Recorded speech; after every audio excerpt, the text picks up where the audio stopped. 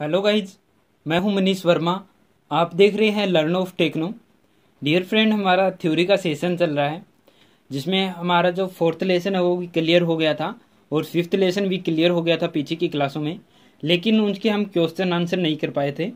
तो अभी जो हमारी क्लासें रहेगी वो क्वेश्चन आंसर से रिलेटेड रहेगी।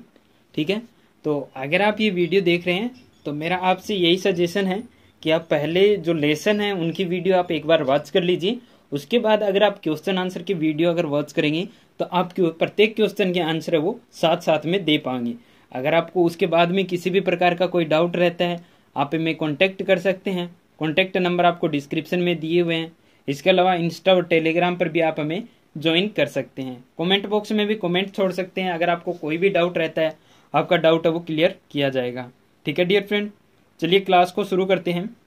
फर्स्ट क्वेश्चन है, इसमें फर्स्ट क्वेश्चन में दिया हुआ है डियर फ्रेंड कि सरफेस गेज एक मार्किंग टूल है। अब सरफेस गेज होता है वो कौन सा मार्किंग टूल है, तो इसमें पूछा गया है कि वो डायरेक्ट मार्किंग टूल है, इनडायरेक्ट मार्किंग टूल है या फिर कंपैरिजन मार्किंग टूल है।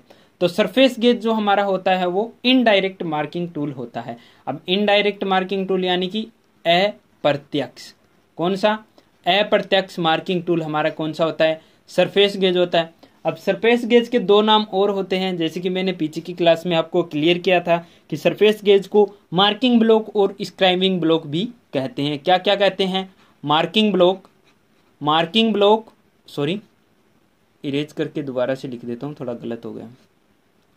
क्या क्या कहते हैं इसको, मार्किंग ब्लॉक और स्क्राइबिंग ब्लॉक। क्या क्या, मार्किंग ब्लॉक और स्क्राइबिंग ब्लॉक। क्या, स्क्राइबिंग ब्लॉक। ठीक है, कई बार क्या होता है कि क्वेश्चन पूछ लिया जाता है कंपटीशन लेवल एग्जाम में कि सरफेस गेज का दूसरा नाम क्या होता है, या मार्किंग ब्लॉक दे दिया जाता है कि इसका दूसरा नाम क्या होता है, या फिर स्क्राइबिंग ब्लॉक दे दिया जाता है कि इसका दूसरा नाम क्या होता है। तो कंफ्यूज नहीं होना है। सरफेस गेज, मार्किंग ब्लॉक और स्क्राइबिंग ब्लॉक तीनों जो है वो हमारा एक ही टूल होता है। ये एक मार्किंग टूल होता है और ये अप्रत्यक्ष मार्किंग टूल हमारा होता है। यानी कि इसके ऊपर साइज सेट करने के लिए हमें स्टील रूल या वर्नियर कैलिपर वगैरह की आवश्यकता रहती है दूसरे टूल की। ठीक है, नेक्स्ट हमारा क्वेश्चन है सेकंड नंबर, सरफेस गेज से लाइन खींचते समय स्क्राइबर को जॉब की सतह के साथ कोण पर रखा जाता है। तो ये भी मैंने आपको कोण बताया था कि कितने डिग्री के कोण पर झुकाकर हम क्या है स्क्राइबर के द्वारा लाइनें वगैरह खींचते हैं, जिससे क्या है उसमें किटकिटाहट नहीं होती है और लाइनें वो बिल्कुल साफ हमें क्लियर खींच जाती है। क्या अगर उसको 90 डिग्री में अगर स्क्राइबर को रखेंगे तो वो हो सकता है ऐसे ऐसे डॉटेड लाइन में बने, उसमें किटकिटाहट होने लगे, झटके लगने लगे। तो इसलिए क्या है उसको एक फिक्स एंगल पर क्या है चलाया जाता है, जिससे कि लाइन है वो बिल्कुल क्लियर आ सके। और वही कोण पूछा गया है, ये एंगल है वो कई बार बहुत सी बार ITI लेवल के एग्जाम में, अप्रेंटिसशिप के एग्जाम में भी पूछ लिए जाते हैं।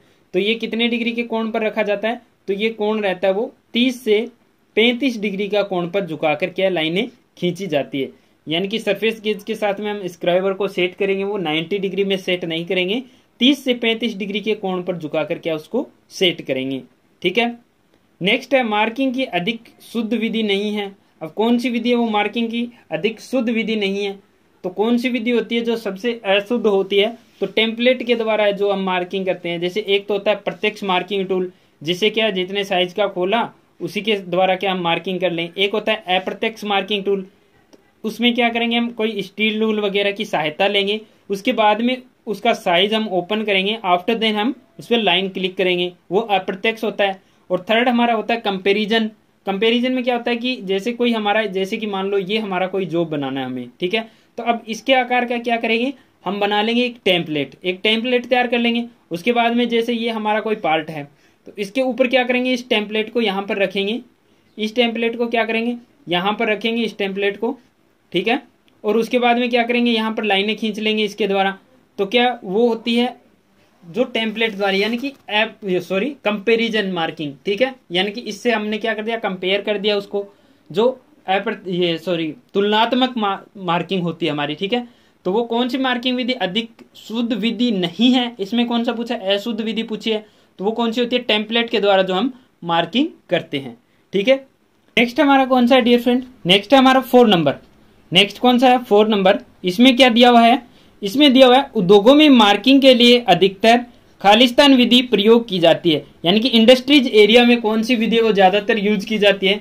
तो जो स्टूडेंट्स ने अप्रेंटिसशिप वगैरह अगर की हुई है तो उनको मालूम होगा। अगर उनका जो है अलग अलग ड्यूटी रहती है वैसे भी अप्रेंटिसशिप में भी, तो अगर मशीन के अलावा अगर उनकी मार्किंग विभाग में अगर ड्यूटी रहेगी तो वहाँ पर क्या ड्राइंग वगैरह तैयार होती है, तो वहाँ पर अगर किसी की ड्यूटी लगी है तो उसको पता होगा कि उद्योगों में कौन सी मार्किंग विधि यूज की जाती है। तो डियर फ्रेंड, उद्योगों में जो ज़्यादातर मार्किंग विधि जो यूज की जाती है वो सेंटर लाइन मेथड यूज किया जाता है। कौन सा? Centre line method. ठीक है, सेंटर लाइन मेथड यूज किया जाता है। जैसे मैंने अप्रेंटिसशिप किया था तो वहाँ पर मेरा इंजीनियर के साथ में क्या था, ड्यूटी थी, तो वहाँ पर कौन सी सेंटर लाइन मेथड यूज किया जाता था। ठीक है, नेक्स्ट हमारा 5 नंबर में है मार्किंग की खालिस्तान विधि में 2 संलग्न भुजाएं व एक सतह समतल तैयार की जाती है। अब ये कौन सी विधि होती है जिसमें क्या 2 पास लगती भुजाओं में से एक सतह है वो समतल तैयार की जाती है, उसको 90 डिग्री में सेट किया जाता है, तो वो कौन सी विधि होती है? डोटम लाइन मेथड होता है। कौन सा? डोटम लाइन मेथड। ठीक है, ये मैंने आपको पीछे चैप्टर में क्लियर किया है, बिल्कुल पीछे की वीडियो में। डोटम लाइन मेथड जो हम कौन सा यूज करते, कहाँ पर यूज करते हैं, तो साधारण वर्कशॉप में जो हमारे द्वारा यूज की जाती है। जो अभी हम फिलहाल में जो ITI में हमने जो पार्ट्स या टूल वगैरह जॉब वगैरह जो हम बनाते हैं तो वहां पर क्या डोटम लाइन मेथड हम यूज करते हैं। ठीक है, नेक्स्ट हमारा 6 नंबर, इसमें दिया हुआ है सरफेस गेज से खालिस्तान मिलीमीटर की शुद्धता में मार्किंग की जा सकती है। अब सरफेस गेज है तो सरफेस गेज की जो शुद्धता होगी वो किस पर डिपेंड करेगी? वो उस टूल पर डिपेंड करेगी कि जिसके द्वारा हम उस पर साइज सेट कर रहे हैं। तो सरफेस गेज पर हम साइज सेट करने के लिए किसका यूज करते हैं? तो सरफेस गेज पर हम साइज सेट करने के लिए स्टील रूल का प्रयोग करते हैं। अब स्टील रूल की शुद्धता कितनी होती है मिलीमीटर में? तो 1/2 mm या फिर 1/64 इंच रहता है। ठीक है, तो अभी इसमें क्या पूछा है? मिलीमीटर में पूछा गया, तो कितनी हो जाएगी सरफेस गेज की शुद्धता? 1/2 mm इसका आंसर हमारा करेक्ट हो जाएगा। ठीक है, नेक्स्ट इसमें देख लेते हैं। नेक्स्ट 7 नंबर में क्या दिया हुआ है? 7 नंबर में दिया हुआ है हमारा कास्ट आयरन की चिपिंग के लिए कटिंग एंगल कितना रखा जाता है। अब ये कटिंग एंगल है वो सभी धातु के लिए अलग अलग रखा जाता है। जैसे चीजल वाला हम चैप्टर क्लियर कर रहे थे जिसके एंगल थे, जैसे क्लियरेंस एंगल है, इंक्लाइंड एंगल है, पॉइंट एंगल है। ठीक है, तो ये हमने जो सभी क्लियर किए थे, तो वहां पर आपको ये भी बताया था कि इनके जो भी धातु रहती है उनके अनुसार क्या है, जो कटिंग एंगल है वो अलग अलग रखा जाता है। तो इसमें किसका पूछा गया है?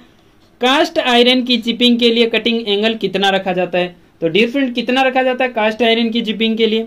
तो कास्ट आयरन की चिपिंग के लिए तो सही कटिंग एंगल जो रहेगा वो रहेगा हमारा 60 डिग्री। ठीक है डियर फ्रेंड, बहुत ज्यादा कई बार पूछ लिया जाता है कंपटीशन लेवल में, ये पर्सन आपको लगभग देखने के लिए मिल जाएगा कि कास्ट आयरन की चिपिंग के लिए कटिंग एंगल तो 60 डिग्री आपको माइंड में रहना चाहिए। अगर आप इसे नोट करना चाहते हैं नोट कर सकते हैं, बहुत ही इंपॉर्टेंट क्वेश्चन है। ठीक है, नेक्स्ट है हमारा 8 नंबर। नेक्स्ट कौन सा हमारा? नेक्स्ट है हमारा 8 नंबर। 8 नंबर को देख लेते हैं, इनको थोड़ा इरेज कर देता हूं, ये बीच में आ रहा है थोड़ा। नेक्स्ट 8 नंबर में हमारा क्या दिया हुआ है? तो 8 नंबर में डियर फ्रेंड हमारा दिया हुआ है चीजल का कटिंग एज कन्वेक्स शकल में इसलिए ग्राइंड किया जाता है। अब ये भी मैंने आपको क्लियर किया था जब चीजल हम क्लियर कर रहे थे कि चीजल का कटिंग एज वो कन्वेक्स शकल में ग्राइंड किया जाता है, आगे से थोड़ा गोलाई में बनाया जाता है। तो वो किस वजह से बनाया जाता है, किस लिए बनाया जाता है? फर्स्ट है इसमें कर्तन तेज करने के लिए, या फिर तेल पॉइंट तक पहुंचाने के लिए, या फिर कटिंग पॉइंट धातु में सही घुस जाए तथा चीजल चोट लगने पर उछल ना सके, या फिर बड़े क्रव काटने के लिए। तो डियर फ्रेंड, इसमें हमारा क्या आंसर करेक्ट हो जाएगा? जिसने भी अगर पीछे की वीडियो अगर वॉच की है तो वो अब तक आंसर दे चुके होंगे। डियर फ्रेंड, 8 नंबर का हमारा आंसर हो जाएगा सी, आंसर करेक्ट हो जाएगा। कटिंग पॉइंट को धातु में सही घुस जाने और चीजल चोट लगने पर उछल ना सके, क्योंकि चीजल को थोड़ा सा क्या कर दिया जाता है, आगे से गोलाई में कर दिया जाता है, जिससे क्या होता है कि इसका जो एज होता है, आगे का जो पॉइंट होता है वो धीरे धीरे से साइडों में धसता जाता है, क्योंकि पहले आगे वाला धसेगा उसके बाद इधर वाला धसेगा, तो क्या होगा इसमें झटका नहीं लगेगा, उछलेगी नहीं चीजल और क्या आसानी से धातु के अंदर घुस जाएगी। ठीक है, 9 नंबर में हमें फिगर दिया हुआ है। 9 नंबर में फिगर दिया हुआ है डियर फ्रेंड, क्या पूछा गया है कि चित्र में दिखाए गए चीजल के विभिन्न कटिंग एक्शन कोण लिखो। अब चीजल में क्या है, इसके कटिंग एक्शन कोण दिए हुए हैं, उनके हमें नाम लिखने हैं। तो पीछे जो हमने चैप्टर किया था चीजल वाला, उसमें ये सारे एंगल मैंने आपको क्लियर किए थे, इनके आपको कोण भी बताए थे कि कौन सा एंगल है, कितने डिग्री पर बना रहता है साधारण कार्यों के लिए। तो इसमें ए, बी और सी दिए हुए हैं। तो चलिए मैं एक बार से फिर से इनको इनके नाम और इनका एंगल वो क्लियर कर देता हूं कि साधारण कार्यों के लिए कितना डिग्री एंगल रखा जाता है। ठीक है डियर फ्रेंड, जैसे कि सबसे पहले हमारा है ए। ठीक है, सबसे पहले क्या है ए। ए क्या होता है? ए होता है हमारा रैंक एंगल। ए क्या होता है डियर फ्रेंड? तो ए होता है हमारा रैंक एंगल। क्या होता है? Rank angle, rank angle. ठीक है, ए हमारा क्या होता है? रैंक एंगल होता है। अब रैंक एंगल कितने डिग्री से कितने डिग्री तक रखा जाता है? तो डियर फ्रेंड ये रखा जाता है हमारा नॉर्मली 20 डिग्री तक रखा जाता है। ठीक है, सभी साधारण कार्यों के लिए लगभग 20 डिग्री रखा जाता है। ठीक है, ये कौन सा एंगल है? ये है हमारा रैंक एंगल। ठीक है, अभी नेक्स्ट देख लेते हैं बी। बी को देख लेते हैं, कलर थोड़ा चेंज कर लेता हूं जिससे आपको सारा कुछ क्लियर होता चले साथ साथ में। नेक्स्ट हमारा क्या है? बी। नेक्स्ट क्या है? बी। अब बी कौन सा है? तो बी हमारा है कटिंग पॉइंट एंगल। क्या है? कटिंग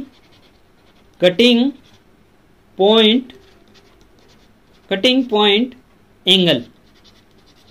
ठीक है, बी हमारा क्या है? कटिंग पॉइंट एंगल है।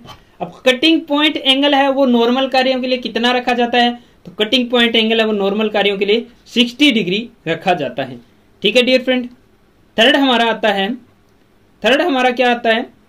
थर्ड हमारा आता है डियर फ्रेंड, ये जो नीचे दिया हुआ है सी, ये होता है हमारा क्लियरेंस एंगल। क्या होता है? Clearance angle, clearance angle, clearance angle. ठीक है डियर फ्रेंड, फर्स्ट हमारा rank angle, second cutting angle, third हमारा होता है क्लियरेंस एंगल। अब ये क्लियरेंस एंगल कितना रखा जाता है? तो क्लियरेंस एंगल हमारा रखा जाता है नॉर्मली 10 डिग्री। ठीक है dear friend, clearance angle normally कितना रखा जाता है? 10 डिग्री रखा जाता है। अब क्या है, फिगर में ए, बी और सी तीन ही एंगल हमसे पूछे गए हैं। फिगर में क्या पूछा गया है? तीन ही एंगल हमसे पूछा गया है। ठीक है डियर फ्रेंड, तो एक बार मैं इनको इरेज कर देता हूं, एक बार फिर से देख लीजिए। इससे पहले ए जो हमारा होगा वो होगा रैंक एंगल, जो कितने डिग्री पर नॉर्मल रहता है? 20 डिग्री पर। बी हमारा होगा कटिंग पॉइंट एंगल। ठीक है, जो साधारणतः कितना रहता है? 60 डिग्री एंगल पर। सी हमारा होता है क्लियरेंस एंगल, जो नॉर्मली रहता है 10 डिग्री पर। ये 10 डिग्री है। ठीक है, 100 नहीं है, 10 डिग्री है। ठीक है, नेक्स्ट इसमें देख लेते हैं, एक एंगल और रह गया इसमें जो क्या है फिगर में नहीं दिया हुआ है, फिर भी चलिए क्लियर कर लेते हैं। तो मैं इन सबको इरेज कर देता हूं, एक बार इन सबको इरेज कर देता हूं ताकि यहां पर सही सरफेस मिल जाए हमें समझाने के लिए। ठीक है डियर फ्रेंड, चलिए अभी देखिए एक और रह गया। एक एंगल कौन सा होता है? इस डॉटेड जो लाइन है, जो ये सेंटर लाइन यहां पर दी हुई है, इस लाइन से और यहां तक जो हमारी डॉटेड लाइन है, ये आपको क्लियर आ रही है, नजर आ रही है? ये वाली लाइन सेंटर लाइन, इस लाइन से और यहां तक का एक कोण और होता है, वो कौन सा होता है? डी। ठीक है, उसको नाम हम देते हैं डी, क्योंकि हमें जो इसमें जो दिए हुए फिगर में ए, बी और सी तीन ही दिए हुए हैं, तो उसको हम लेकर चलते हैं डी। ये कौन सा होता है? ये होता है डियर फ्रेंड हमारा इंक्लाइंड एंगल। ये कितना होता है? ये कौन सा होता है? ये इंक्लाइंड एंगल होता है। और ये कितने डिग्री पर होता है? तो ये लगभग हमारा 40 डिग्री पर रखा जाता है नॉर्मल कार्यों के लिए।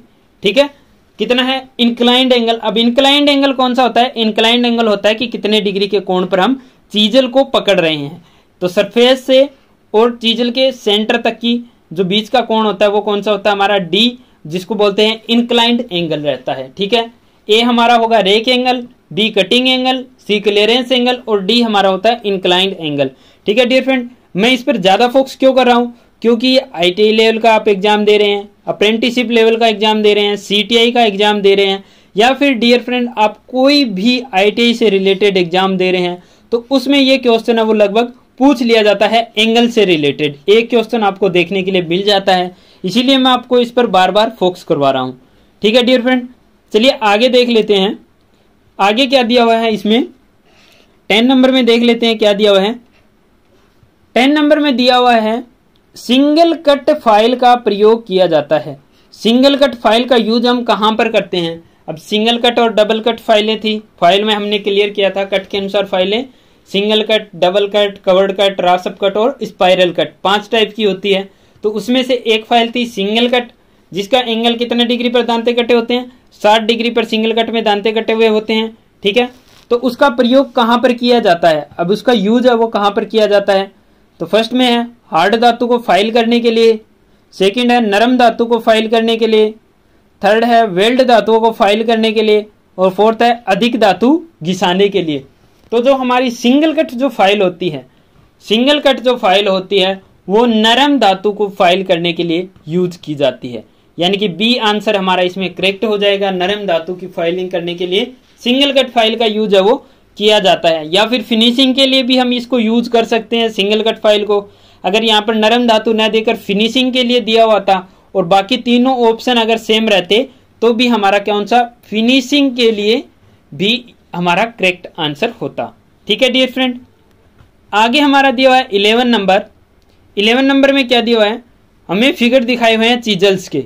किसके फिगर दर्शाए हुए हैं, चीजल्स के फिगर दर्शाए हुए हैं। ठीक है डियर फ्रेंड, और इनके क्या करने हैं, हमें नाम नोट करने हैं, नाम लिखने हैं। ठीक है, तो चलिए कोई सुनिए देख लेते हैं कौन सी फाइल चीजल है। तो इसके पॉइंट के अनुसार क्या है, हम इसको पहचान सकते हैं। चीजल को क्या आगे का जो कटिंग एंगल होता है, कटिंग पॉइंट जो होता है, वहां से हम इस चीजल को क्या पहचान सकते हैं। तो फर्स्ट हमारी कौन सी है, तो फर्स्ट में हम देख सकते हैं कि आगे से कैसा है, नुकीला पॉइंट है। आगे से कैसा है, नुकीला पॉइंट है। अब नुकीला पॉइंट कौन सी चीजल का होता है, तो डियर फ्रेंड नुकीला पॉइंट हमारा होता है डायमंड पॉइंट चीजल का। किसका, डायमंड पॉइंट चीजल का। ठीक है, डायमंड पॉइंट चीजल का क्या होता है, पॉइंट आगे से क्या होता है, कोनिकल होता है। ये किस काम में आते हैं, तो वी ग्रू बनाने या फिर कोई स्लोट वगैरह होते हैं उनके कॉर्नर तैयार करने के लिए डायमंड पॉइंट चीजल का हम यूज करते हैं। ठीक है, सेकंड नंबर है, सेकंड नंबर चीजल हमारी कौन सी है, तो ये कौन सी है डियर फ्रेंड, इसको अगर हम देखेंगे ध्यान से, इसको हम अगर ध्यान से देखेंगे तो ये कैसा दिखाई देगा, ये हमें इस टाइप में दिखाई दे रही है। ठीक है डियर फ्रेंड, अगर ध्यान से देखेंगे तो थोड़ा सा अलग दिखाई दे रहा है फर्स्ट वाले से। तो ये कौन सी है, तो ये है हमारी क्रॉस कट चीजल। कौन सी है डियर फ्रेंड, बी हमारी है क्रॉस कट चीजल। ठीक है, कौन सी, क्रॉस कट चीजल। ठीक है, क्रॉस कट चीजल है। अब इसका यूज कहां पर करते हैं, तो इसका यूज करते हैं हम नालियां या स्लोट बनाने के लिए क्रॉस कट चीजल का यूज करते हैं। और क्रॉस कट चीजल का क्या है, पीछे का भाग होता है वो क्या होता है, थोड़ा चपटा रहता है। ठीक है, क्रॉस कट चीजल का पीछे का भाग होता है वो थोड़ा चपटा रहता है, जिससे क्या है ये ग्रू या स्लोट में क्या है पीछे से फंस ना सके। ठीक है, तो इसके लिए क्या है, इसको पीछे से चपटा रखा जाता है। नेक्स्ट हमारा है, ये आपको सभी को पता ही है कौन सी फाइल, कौन सी चीजल है, तो ये हमारी है फ्लैट चीजल। कौन सी, फ्लैट चीजल, फ्लैट चीजल। ठीक है डियर फ्रेंड, अब फ्लैट चीजल क्यों है, सामने से ही हमें नजर आ रही है। अब फ्लैट चीजल के कोने वो थोड़े से गोलाई में बनाए होते हैं, कन्वेक्स शक्ल में क्या होते हैं, बनाए होते हैं, कर्व्ड होते हैं, आगे से गोलाई में होते हैं। वो किस वजह से होते हैं, तो वो सबसे इंपॉर्टेंट चीज उसमें क्या होती है, सबसे फर्स्ट ऑफ ऑल हम देखेंगे कि उससे क्या होता है, धातु में आसानी से कट पकड़ने के लिए, क्योंकि साइडों से गोलाई में होगा तो पहले आगे वाला सिरा कट पकड़ेगा, फिर इधर से ऐसे पकड़ता जाएगा। तो धातु में आसानी से कट पकड़ने के लिए, और धातु पर चीजल पर चोट लगाने पर वो उछले ना, स्प्रिंग एक्शन का उसमें गुण ना है, इसके लिए। और थर्ड होता है कि धातु में कोने हैं, चीजल के कोने वो धातु की साइडों में ना धस सके, इसके लिए क्या है, इसको थोड़ा सा आगे से क्राउड आकार में बनाया जाता है। ठीक है, नेक्स्ट हमारा है 4 नंबर। अब 4 नंबर है वो कौन सी चीजल है डियर फ्रेंड, 4 नंबर जो हमारी चीजल है वो भी हमारी कौन सी है, क्रॉस कट चीजल ही है। ठीक है डियर फ्रेंड, तो ये दोनों चीजल क्या है, सेम ही है। ये थोड़ा सा इसका फिगर सही नहीं बन पाया, इसमें दर्शाने की कोशिश की गई है कि आगे का भाग दिखा रहा है, पीछे का चपटा भाग दिखा रहा है। तो ये दोनों हमारी जो चीजल है वो सेम ही है। नेक्स्ट हमारी चीजल है वो कौन सी चीजल है, तो डियर फ्रेंड ये सभी को नॉर्मल पता है कि ये कौन सी चीजल है, ये हमारी वेब चीजल है। वेब चीजल का यूज हम कहां पर करते हैं, तो वेब चीजल का यूज हम कहां पर करते हैं, चेन ड्रिलिंग के बाद में वेस्ट मटेरियल को हटाने के लिए। ठीक है, ये जैसे हमने चेन ड्रिलिंग कर दी, इसके बाद में क्या होगा, इसको वेस्ट मटेरियल को यहां से कट करके बाहर निकालने के लिए हम वेब चीजल का यूज करते हैं। ठीक है डियर फ्रेंड, नेक्स्ट इसमें देख लेते हैं आगे इसमें देख लेते हैं। नेक्स्ट हमारा कौन सा है, 12 नंबर। अब 12 नंबर में क्या दिया हुआ है, चलिए आगे देख लेते हैं 12 नंबर में क्या दिया हुआ है। 12 नंबर में दिया हुआ है, निम्न का मिलान कीजिए। जो हमें दिया हुआ है इनका मैच करना है। अब ये जो मैच करने वाले क्वेश्चन होते हैं ना डियर फ्रेंड, ये बहुत ही इंपॉर्टेंट होते हैं, क्या होते हैं, ये बहुत ही इंपॉर्टेंट होते हैं, मोस्ट इंपॉर्टेंट होते हैं, क्योंकि एक ही क्वेश्चन में क्या हम 3 से 4 क्वेश्चन है वो एक साल सोल्व कर सकते हैं। हमारे जो डाउट रहते हैं वो क्लियर हो जाते हैं एक ही क्वेश्चन में। तो इस टाइप के क्वेश्चन होते हैं, आपको कहीं भी इस टाइप के क्वेश्चन मिलते हैं तो उनको छोड़ना नहीं है आपको, ठीक है। कहीं से भी आप सीख रहे हैं, कहीं से भी यूट्यूब पर अगर देख रहे हैं, इस टाइप के क्वेश्चन आपको मिलते हैं तो उसको आपको क्या दिल से अटैच होकर देखना रहता है, ठीक है डियर फ्रेंड। यानी कि अगर आप क्लास को दिल से अटैच होकर अगर वॉच कर रहे हैं तो आप यकीन मानिए आपको कोई भी डाउट नहीं रहेगा। और अगर आप कंपटीशन लेवल में है, ITI लेवल में है, अप्रेंटिसशिप लेवल में है, CTI लेवल में जाना चाहते हैं तो अपने लेवल को आप आसानी से क्या है ग्रो कर पाएंगे, अप कर पाएंगे, अपने लेवल को आगे आसानी से बढ़ा पाएंगे, ये मेरा आपसे वायदा है, ठीक है डियर फ्रेंड। तो इसमें देख लेते हैं फर्स्ट क्या है, कोर्स पिच ब्लेड। अब कोर्स पिच ब्लेड होती है, उसकी पिच कितनी रहती है। अब पिच के अनुसार ब्लेड कितने प्रकार की होती है, 4 प्रकार की, कोर्स, मीडियम, फाइन और वेरी फाइन। तो इसमें फर्स्ट कौन सा दिया हुआ है, क्रॉस पिच ब्लेड। अब क्रॉस पिच ब्लेड की पिच कितनी होती है, तो सभी को नॉर्मली पता है 1.8 mm की पिच रहती है, वो कोर्स पिच ब्लेड रहती है, ठीक है। नेक्स्ट इसमें क्या दिया हुआ है, मीडियम पिच ब्लेड। अब मीडियम पिच ब्लेड में कौन सी पिच आती है, तो dear friend medium pitch blade में रहेगी 1.25 mm, ठीक है, 1.25 mm या फिर 1.4 mm भी यहाँ पर कई बार दिया हुआ मिलता है, ठीक है। नेक्स्ट है हमारा फाइन पिच ब्लेड। अब फाइन पिच ब्लेड कौन सी होती है, तो फाइन पिच ब्लेड होगी, उसमें क्या इससे भी कम होंगे। तो इसमें कितनी होगी, 1 मिलीमीटर की पिच रहेगी, यानी कि 2 दांतों के बीच की दूरी कितनी रहेगी, 1 mm रहेगी। जैसे ये दांते कटे हुए हैं तो इन 2 दांतों के बीच की दूरी होती है, वही क्या है, फाइल या ब्लेड का पिच कहलाता है। अब नेक्स्ट हमारा वेरी फाइन ब्लेड। अब वेरी फाइन पिच ब्लेड है तो उसकी पिच कितनी होगी, 0.8 mm पिच रहेगी, ठीक है डियर फ्रेंड। इसमें अगर आपको कोई भी डाउट रहता है अब निश्चिंत होकर हमें कमेंट कीजिए, ठीक है डियर फ्रेंड, आपके डाउट है वो सोल्व कर दिए जाएंगे। नेक्स्ट है 13 नंबर, निम्न का मिलान कीजिए। अब इनको मैच करना है, स्टैगर्ड सेट और वेब सेट, स्टैगर्ड सेट और वेब सेट। तो डियर फ्रेंड स्टैगर्ड सेट में कौन सी होती है, तो स्टैगर्ड सेट होती है वो 1.4 mm तक कटी हुई होती है। स्टैगर्ड सेट होती है वो 1.8 से 1.4 mm या 1.25 mm तक कटी हुई होती है, ठीक है। तो वो कौन सी होगी, स्टैगर्ड सेट होगी, तो इसमें ये हो जाएगा। और वेव सेट होती है वो 1 mm से 0.8 mm तक कटी हुई होती है, वो होती है वेव सेट। यानी कि फर्स्ट का बी हो जाएगा और सेकंड का ए आंसर इसमें करेक्ट हो जाएगा। नेक्स्ट है हमारा 14 नंबर, पतली मोटाई की पाइप काटते समय निम्न में से किसका विशेष ध्यान रखना चाहिए। अब हमें क्या करनी है, पतली मोटाई की कोई पाइप या कोई धातु काटनी है तो उसके लिए हम किस चीज पर हमें सबसे पहले फोकस करना चाहिए, उसी के बारे में हमें पूछा गया है। तो इसमें क्या दिया हुआ है, हेक्सा को सही बैलेंस या संतुलन में रखना चाहिए, क्या हमें इस चीज पर ध्यान देना चाहिए, या फिर पाइप की मोटाई पर ब्लेड के 2 या 3 दांते अवश्य आने चाहिए, क्या इस बात पर फोकस करना चाहिए, या फिर ब्लेड को ओवरहीट नहीं होने देना चाहिए, क्या इस बात पर फोकस करना चाहिए, या फिर कट घुमाव में काटना चाहिए, क्या इस बात पर फोकस करना चाहिए। तो सबसे पहले हमारा ध्यान किधर जाना चाहिए, तो डियर फ्रेंड हम पतली भी मोटाई की पाइप या ट्यूब कोई भी काट रहे हैं या कोई मोटी भी पाइप या ट्यूब काट रहे हैं तो सबसे पहले हमारा ध्यान जाना चाहिए कि जो हमारी पाइप या जो धातु है उसकी मोटाई पर ब्लेड के 2 से 3 दांते वो मिनिमम टच होने चाहिए, ठीक है। 2 से 3 दांते वो उसकी धातु पर क्या आना चाहिए, मोटाई पर क्या अवश्य आने चाहिए। बी आंसर इसमें हमारा करेक्ट हो जाएगा। कौन सा आंसर करेक्ट हो जाएगा, बी आंसर हमारा इसमें करेक्ट हो जाएगा, ठीक है। नेक्स्ट इसमें देख लेते हैं, 15 नंबर। अब 15 नंबर में क्या दिया हुआ है, तो 15 नंबर में दिया हुआ है फाइल की खालिस्तान हार्ड नहीं होती, फाइल की खालिस्तान हार्ड नहीं होती।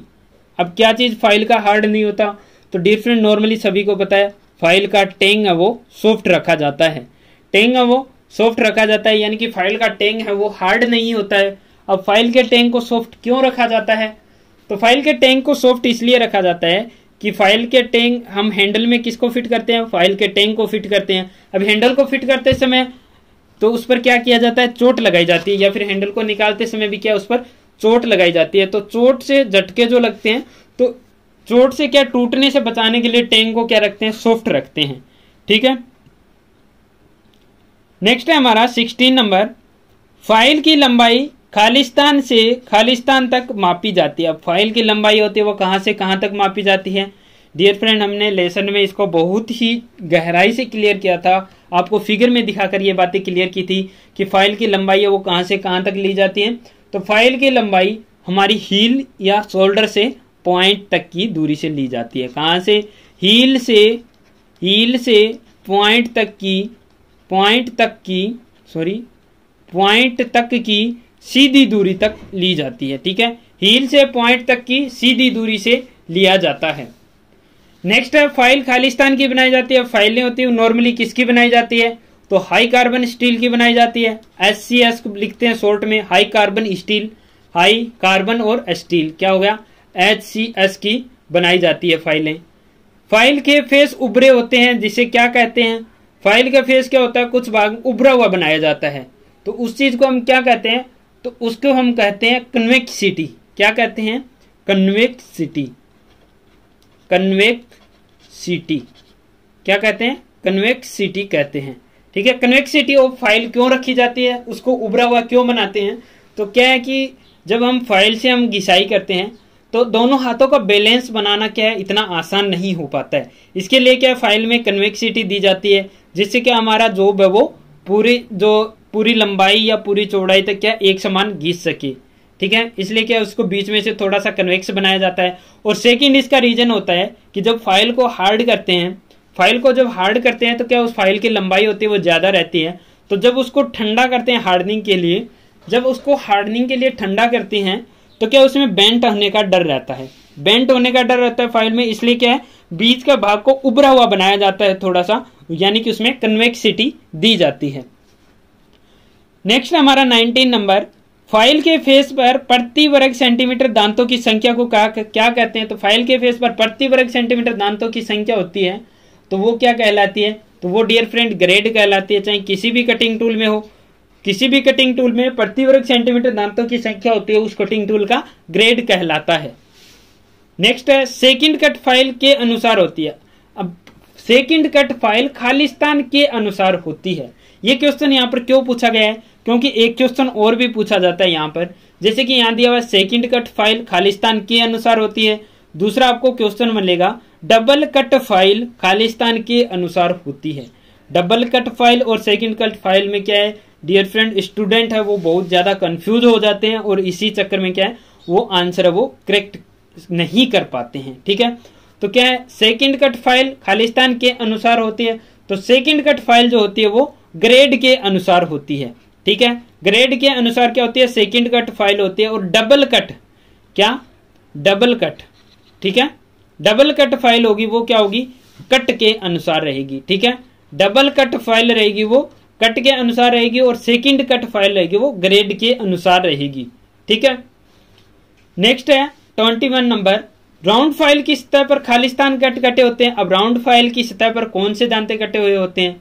तो राउंड फाइल की जो हमारी सतह होती है उसके ऊपर क्राउड आकार में दांते कटे होते हैं। क्राउड आकार में आपने देखा होगा कई बार राउंड फाइल या हाफ राउंड फाइल के जो हाफ राउंड साइड रहती है उसकी साइड में क्या होती है, क्योंकि हाफ राउंड फाइल में एक साइड गोलाई में और दूसरी क्या होती है फ्लैट रहती है, तो जो गोलाई वाली जो सरफेस होते हैं उसमें और राउंड फाइल के ऊपर क्या होते हैं क्राउड दांते कटे हुए होते हैं।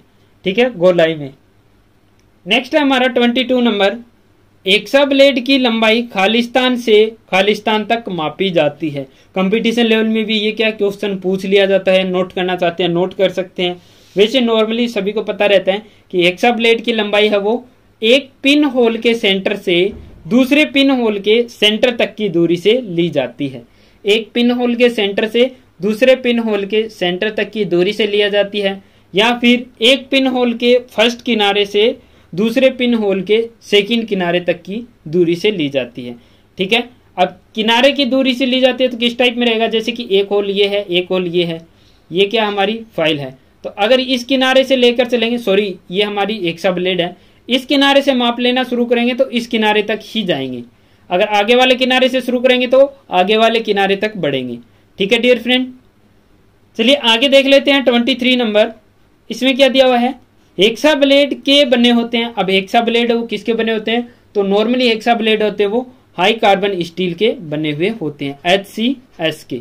हाई कार्बन स्टील के बने होते हैं। हेक्सा फ्रेम खालिस्तान के बनाए जाते हैं, तो हेक्सा फ्रेम है वो बनाए जाते हैं माइल्ड स्टील या कंड्यूट पाइप के बनाए जाते हैं। किसके ज्यादातर बनाए जाते हैं? कंड्यूट पाइप के, ठीक है, कंड्यूट पाइप के बनाए जाते हैं, और या फिर mild steel MS, mild steel MS के बनाए जाते हैं। ठीक है डियर फ्रेंड, नेक्स्ट हमारा हेक्सा फ्रेम के बनाए जाते हैं, क्लियर हो गया। 24 नंबर। 25 नंबर है होट चीजल खालिस्तान की बनाई जाती है तथा नहीं होती है। होट चीजल खालिस्तान की बनाई जाती है तथा नहीं होती है। तो होट चीजल होती है वो किसकी बनाई जाती है? हाई कार्बन स्टील की बनाई जाती है, HCS की बनाई जाती है, और वो क्या नहीं होती है? टेम्पर नहीं होती है, सॉरी हार्ड नहीं होती है। क्या नहीं होती है? हार्ड नहीं होती है। होट चीजल को क्या हम हार्ड एवं टेम्पर नहीं कहते हैं। हाई कार्बन स्टील की हमारी चीजल है वो बनाई जाती है। ठीक है, नेक्स्ट है इसमें क्रॉस कट चीजल द्वारा बनाए जाते हैं। अब क्रॉस कट चीजल द्वारा हम क्या बनाते हैं? तो क्रॉस कट चीजल द्वारा हमने अभी फिगर में भी क्लियर किया था, पीछे लेसन में भी हमने क्लियर किया है। कोई क्रॉस कट चीजल द्वारा हम क्या बनाते हैं? स्लोट या ग्रूव। क्या बनाते हैं? स्लोट या ग्रूव बनाए जाते हैं। किसके द्वारा? क्रॉस कट चीजल के द्वारा स्लोट या ग्रूव बनाए जाते हैं। नेक्स्ट और लास्ट आज का, इसमें क्या दिया? राउंड नोज चीजल का प्रयोग बनाने के लिए किया जाता है। राउंड नोज चीजल का यूज हम कहां पर करते हैं? तो राउंड नोज चीजल का यूज हम कहां पर करते हैं? ऑयल ग्रूव बनाने के लिए। किसके लिए? ऑयल ग्रूव बनाने के लिए, या फिर जो कोई होल होता है वो सेंटर आउट हो जाए तो उसको सेंटर में लाने के लिए। यहां पर क्या है? राउंड नोज चीजल का यूज है वो किया जाता है। इसकी नोज क्या होती है? आगे से गोलाई में बनी हुई होती है। ठीक है डियर फ्रेंड, आगे से क्या होता है? गोलाई में बनी हुई होती है। क्या? ऑयल ग्रूव काटने के लिए, ऑयल ग्रूव बनाने के लिए, या फिर कोई होल होता है वो सेंटर आउट हो जाए तो उसे सेंटर में लाने के लिए राउंड नोज चीजल का यूज है वो किया जाता है। ठीक है, आज की वीडियो में बस इतना ही। वीडियो अगर आपको अच्छा लगता है तो ज़्यादा से ज़्यादा आप इसे शेयर कर दीजिए डियर फ्रेंड, ज़्यादा से ज़्यादा अपने फ्रेंड सर्कल में शेयर कर दीजिए। ठीक है, और अगर आपने अभी तक चैनल को सब्सक्राइब नहीं किया है तो सब्सक्राइब कर लीजिए। और याद रखिए हर शाम 8 बजे आपको मिलेगा एक नया वीडियो ओनली हमारी चैनल पर, तो चैनल पर आप विजिट करना ना भूलें। पर डे शाम 8 बजे आपको एक IT से रिलेटेड वीडियो मिल जाएगा। इसके साथ में इंजीनियरिंग ड्राइंग की भी हमारी क्लासें चल रही है। ठीक है, तो वो भी क्या हम साथ साथ में क्लियर करते हुए चल रहे हैं। और साथ ही एक नया चैनल भी हम लॉन्च करने वाले हैं, तो उसके अंदर क्या रहेगा कि लेटेस्ट नोटिफिकेशन रहेगा जॉब से रिलेटेड। यानी कि क्या आप कंपटीशन लेवल की तैयारी तो कर रहे हैं, लेकिन कई बार क्या होता है कि वैकेंसी आती है उसका पता भी नहीं चल पाता। तो इसी के मद्देनजर रखते हुए हम नया चैनल भी अभी जल्द ही लाने वाले हैं, जिसमें पर डे आपको लेटेस्ट नोटिफिकेशन है वो जॉब से रिलेटेड मिलता रहेगा। तो उस चैनल का लिंक आपको डिस्क्रिप्शन में दे दिया जाएगा, जैसे ही आएगा आपको पब्लिश कर दिया जाएगा। तो उसको भी अगर आप सब्सक्राइब करना चाहते हैं सब्सक्राइब कर सकते हैं, ताकि आपको लेटेस्ट अपडेट वहां पर मिलता रहे। ठीक है, thanks for watching and bye bye.